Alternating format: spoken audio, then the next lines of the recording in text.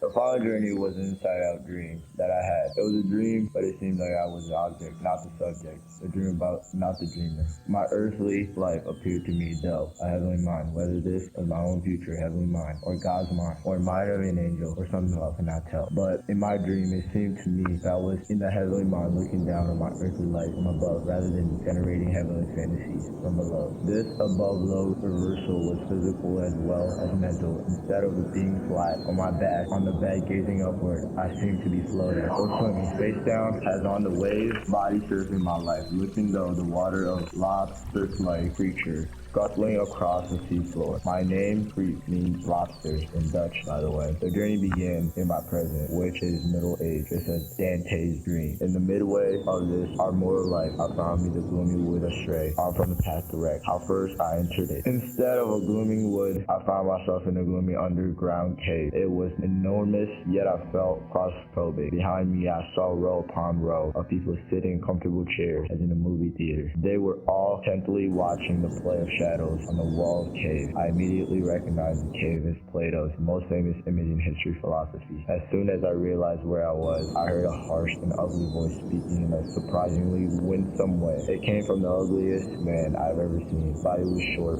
fat, and twisted, and his nose was puffed. I instantly recognized my favorite philosopher. Socrates, is that you? Is that really me? As the thing I am looking at, that is really you. You mean you can't see my soul? My true self? Only my body? No, I mean only what I say. It's a strange habit of mine that you will just have to get used to. I am afraid I meant only that the laws of logic have not been suspended. You can be sure of this at least, that I am, and I and you are you. Everything seems to have this strangely subborn habit of being itself, being logically consistent.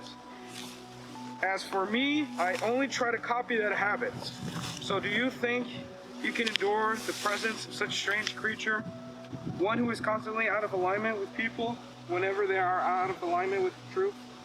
One who takes the side of truth against humankind rather than take the side of humankind against truth? I would love to have you as my companion, Socrates. Are we going to hang around this cave like bats? Or will you lead me out? Well, that depends on you. If I guide you on this journey, it will be through me giving you maps, advice, and arguments. It is you who must choose at each fork in the road. And where is the first fork in the road? The first choice I have to make. Why, right here, of course. Right here in the beginning. I don't see it. How can you miss it? Please show me. No, let's see whether you can find it yourself. I will not tell you, only teach you.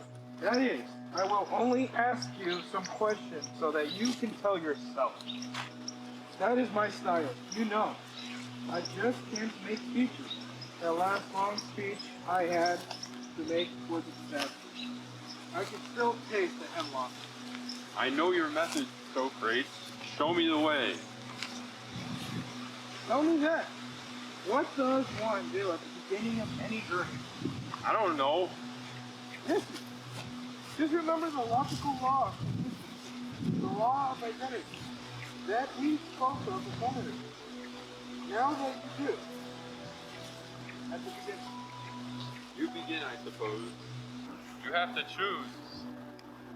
Well then, there is your first choice. To begin or not. To travel or not. To seek a way out of this cave or not. To get on this road or not.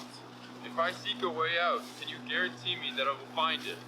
No, but I can guarantee that if you do not seek it, you will not find it. Is that not enough for you to seek? I don't know. To be quite honest with you. Please do. Please be quite honest with me. Nothing will work unless you are. I have doubts. All those people sitting here in this cave, it seems confined, but they seem very happy and content. Content they surely are. Whether they are happy or not is another question. Unless happiness is nothing more than contentment. Don't you think it is? What I think is not important. Or should it be to you? What do you think? I think it is. If you're content, you're happy. Have you ever heard of contented cows? Yes, I have. Have you ever watched a cow? Have you ever observed how content cows are? Yeah. And how discontented humans are? Yes, indeed. Tell me, do you think you can be happier than a cow? Yeah. But you are not as contented as any cow. No. Then it follows that happiness cannot be the same thing as contentment, is it not? I guess it does. So which do you seek, contentment or happiness? Happy. Good. Then we can travel. You see, I cannot lead you out of the cave unless you choose to seek the way out. And to do that, you must be discontent, not content. You must disobey the first law of your society, most popular prophets. What law? What prophets? Your pop psychologists, whose laws is accept yourself as you are. In other words, be content, be a cow. If you will not choose to question their authority, you will not question anything except the shadows on the wall of this cave. I see. My first choice then is to choose whether to be Socrates dissatisfied or a cow satisfied. Don't let the charlatan seduce you. There is nowhere else to go except this cave. This is all there is. Tales of another world outside the cave are mere myths. There is no proof of those other realms that Socrates will claim to lead you into. Only children believe such fantasies. Why, Epicurus, I suspected you to show up. It seems that it's time to go to war again for another soul. Another self, Socrates? I must keep reminding you that a self is not a soul, but a body. The thing you see here before you. But you keep talking to some invisible spirit or ghost, something that frightens children in their dreams. Come with me into my garden of delights. Make the most of the only world you have. Eat and drink and be merry. He asks you to abort your escape from the prison. And instead of beginning the journey on the road to freedom, to sit down by the roadside and play with the pretty flowers. The choice is between these real flowers and the imaginary ones in some other unreal world. Why? Give up the only thing you're sure. What flowers grow in your garden? Whatever brings you pleasure. Whatever pleases you. Sex and money seem to be the two most popular ones in your time. I must admit, I am strongly attracted by your offer. It would save endless wear and tear on your shoes and your skin. Look at all those sharp stones on that road. Can you prove to me that this is a better to travel than to stay? I cannot. If you do not want to make this wager, I cannot force you. The fallacy at play is called hedonism. It refers to the belief that seeking pleasure and avoiding suffering are the only components of well-being. Epicurus refers to this idea when he says, "Come with me into my garden of delights. Eat, drink, and be merry." Epicureanism is a subdivision of hedonism that adds the idea of moderation, of avoiding overindulgence is another component of happiness. We see this again when he's asked what grows in his garden. He gives a very subjective answer of whatever brings you pleasure. So afterwards, the question proposed to Socrates is, can you prove to me that it is better to travel than to stay? And Socrates gives a very intelligent answer of, I cannot. This is so intelligent because this question can be answered through human nature, which cannot be proven through evidence especially. We can show the timelessness of this principle by looking all the way back to the Epic of Gilgamesh, where Siduri says to Gilgamesh, after listing a bunch of indulgences, that these things alone are the concern for man. All of this can be summed up by Henry Sidgwick's response to hedonism, where he says, "The principle of hedonism, when applied with the due knowledge of the laws of human nature, is self-limiting." So you're asking me then to make a blind leap of faith on your authority? I am not. I am asking you to question all authorities. To do that thing that sounds so easy, but proves so strenuous. To think for yourself, to wander. Philosophy, beginning and wonder, you know. Suppose I choose not to wonder.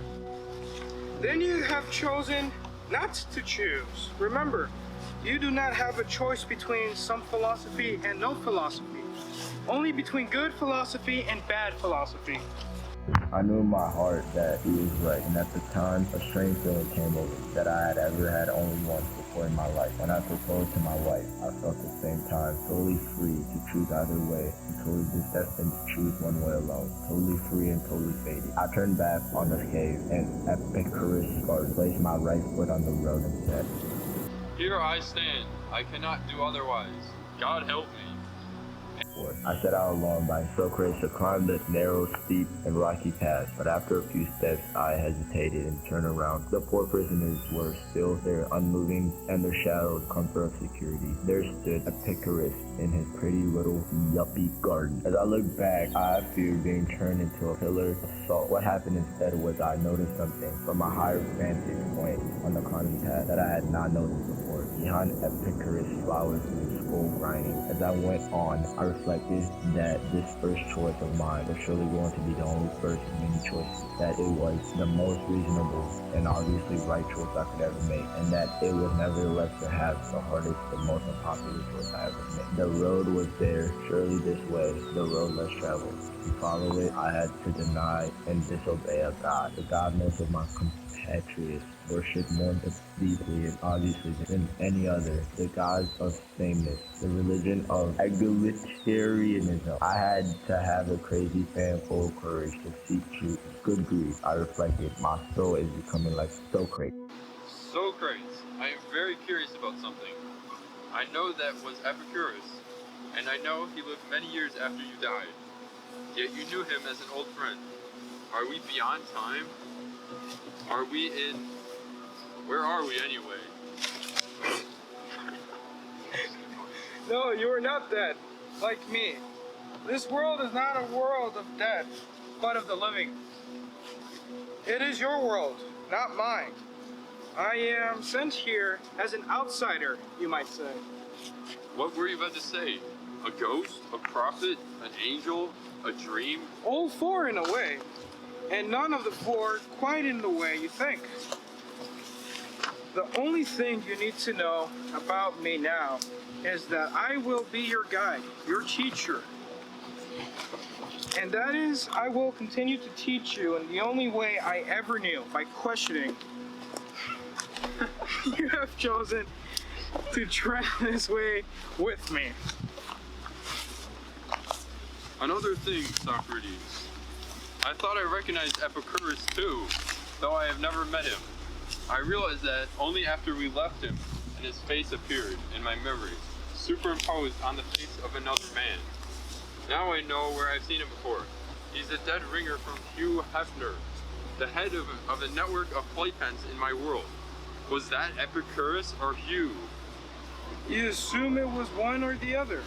How do you know it was not both? Do you mean reincarnation? No, I would not call it that. It was a wee bit off in my guess back then, but not wholly off. I would call it reindoctrination. What do you mean by that? Do you remember in the Bible, Jesus saying that John the Baptist was the prophet Elijah came back? Yeah? But Jews and Christians don't believe in reincarnation, now do they? No? So what does this mean, this reindoctrination? Not one soul migrating into two different bodies, but one philosophy migrating into two different souls. As John the Baptist thought and taught and did what Elijah did, Hugh Hefner thinks and teaches and does what Epicurus did. The similar faces were mirrors of similar souls. But they lived thousands of years apart. This is a philosophical story that we are in. He explained, and we are will confront opposite philosophies at each fork on your road. These philosophies are bodied forth to your imagination in the form of philosophers, both ancient and modern. Time and history do not matter now. The same philosophies, the same alternatives, the same choices that you confront in your world, we ancient ones had in ours. As this day I thought, the more things change, the more this day is